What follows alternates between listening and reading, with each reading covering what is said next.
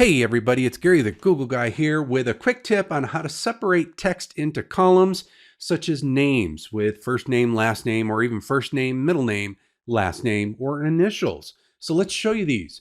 In the upper left of my screen, I'm going to click on my A column, no matter how many rows you have of data. And then from there, we are going to go to the data menu. And in data menu down near the bottom, you'll see split text to columns. In the bottom left corner of my screen, you'll see the option for the separator.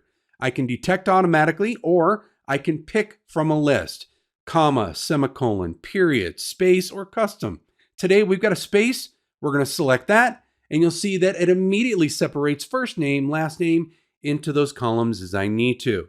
Now, another thing that same thing can do is, as I mentioned, separate middle names or even initials. If we look to the middle of my screen, I've got a couple of cells here. I want to separate those into 3 columns. Data.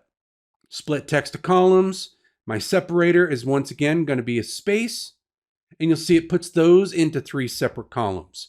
And then lastly, I've got another couple of rows of data, and what I want to do here is separate these with the initials. So same thing, data menu, split text to columns, separator, space, could be period though if there was an initial in that, and now we have that separated as we need.